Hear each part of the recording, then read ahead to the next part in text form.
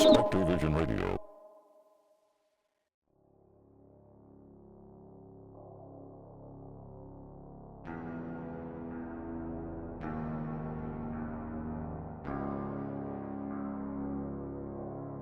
I'd prepared for this. When the phone call came that Luke Fletcher had escaped, I knew I had very little time before he'd arrive.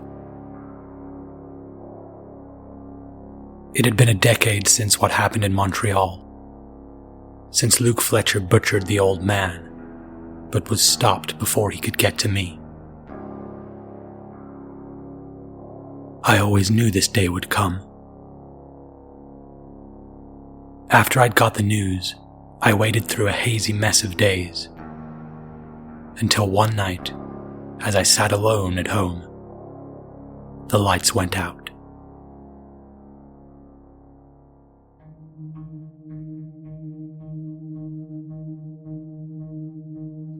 I fastened a head torch to my brow, one I'd purchased for this very eventuality, and grabbed the shotgun I kept in my bedroom closet. The switchboard for my home's power was in the small shed in my backyard. I went over to the window, parted the shades an inch, and peeked outside. But there was no sign of Luke in the almost dark, and I knew he was already inside the house. Quietly as I could, I moved to the top of the stairs. I came to a halt as the sound of someone running barefoot on the floorboards in the living room drummed a menacing tattoo through the night air. I waited, trying to locate where in the house he was now. But all was quiet. I descended the staircase and edged my way into the living room. I'd made it no more than a few paces when something crashed against the back of my head. My knees buckled and I hit the floor. My head torch came loose and skidded out of my reach. The little illumination it offered from its new stationary position was enough for me to see the now adult Luke Fletcher bend over and pick up my wayward shotgun. "Get up," he said, motioning towards me with it. I was shaky, but just about able to stand. He directed me over to my armchair and told me to sit. He remained standing, shotgun trained on me. "Hello, Luke," I said. "Or should I call you Ricardo?" He seemed to get a kick out of that, and his teeth flashed in the dark as his mouth momentarily hooked into an unnerving grin. He came closer and held the barrel of the shotgun against my head. He pulled it back and forth, gently tapping it against my skull, toying with me. "Just fucking do it already," I said, knowing the jig was up, knowing that I'd lost. He laughed. "After all this time, you still think that I want to kill you?" he asked me.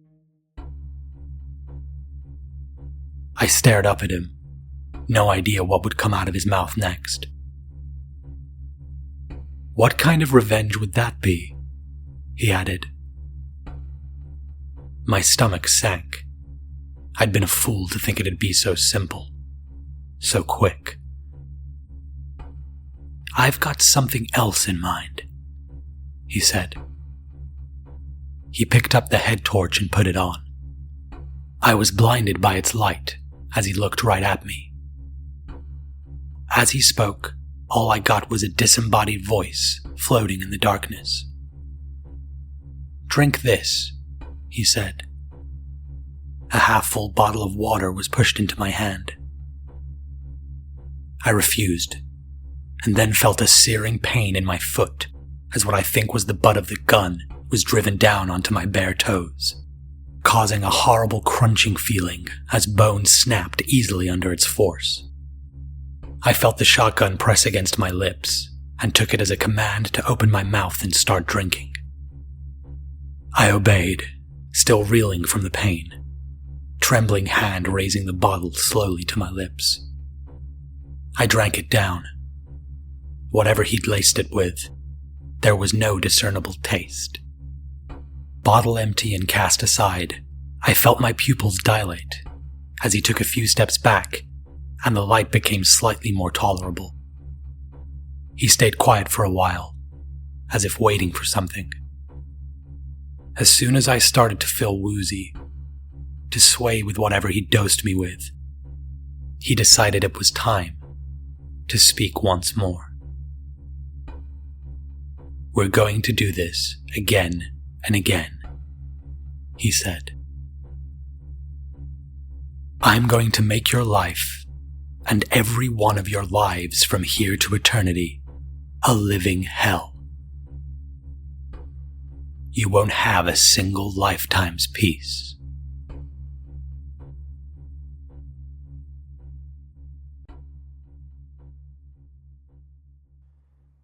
That was the last thing I remembered when I woke up, sitting in the same chair the next morning.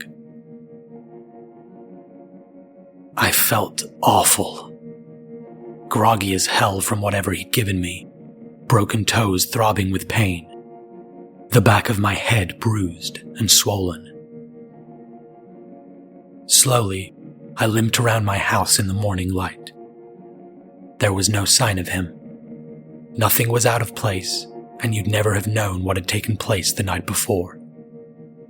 Everything looked as it should. But the uncertainty got me sweating. Why had he drugged me?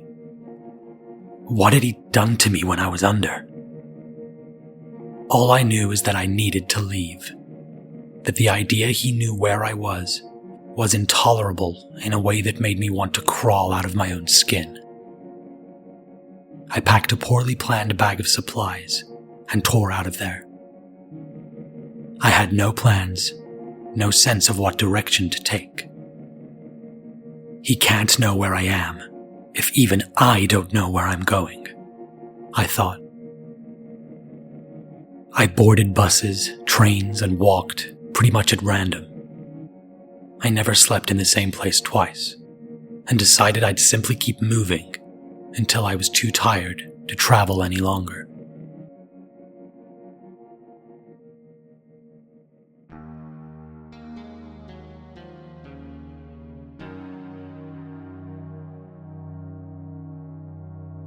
I eventually ran out of steam in Oregon. It had been months since he'd broken into my home in the night. Months I'd spent on the move, and nothing had happened. I rented a room and even got a job at a gas station. I started to make acquaintances, started to feel the tiniest bit more like a member of society again. But his threat proved to be a grim, accurate prophecy. Luke, or I should say Ricardo, re-enters my life now and again. But I never actually see him.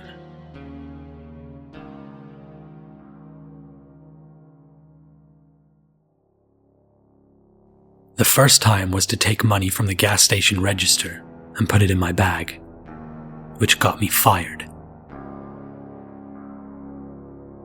They agreed not to get the cops involved, but a while later I returned to my rented room to find a package I didn't recognize on my bed.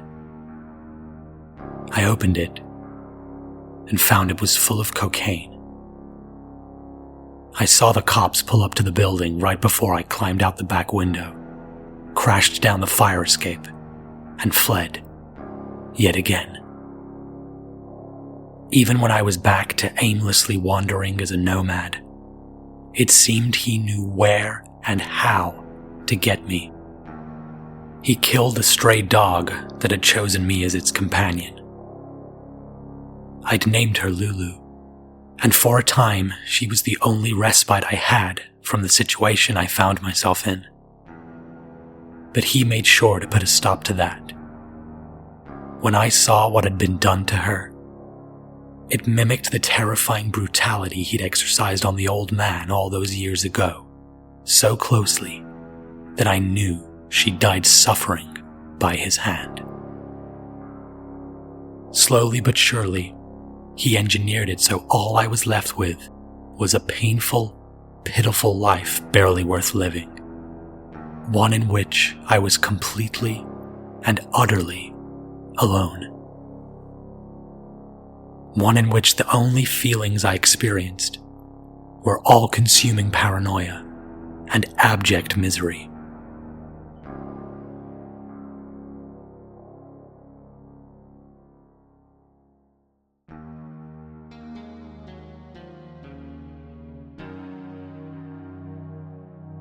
I'm confined to a life, if you could call it that, of isolation.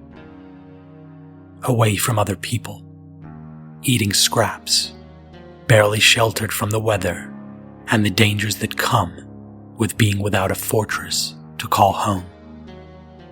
My time is dedicated to a hyperfixation on when he might appear next. What form will it take? What else is there left to do to me? What more could I possibly have to lose? I'm awoken from already terrible sleep by every single noise the night has to offer. Are those footsteps? Was that leaves crunching under the weight of someone creeping up on me in the dark? Who's there? Will he ever show himself to me again? Or will he just torment me from afar, from wherever he is, always watching? Sometimes, I think the waiting is the worst part. It all becomes too much, and I often run out after him, searching for him in the night. And even though he's not there, I chase his shadow, begging him to kill me, begging him to end this once and for all. Please, Ricardo, just let me go now.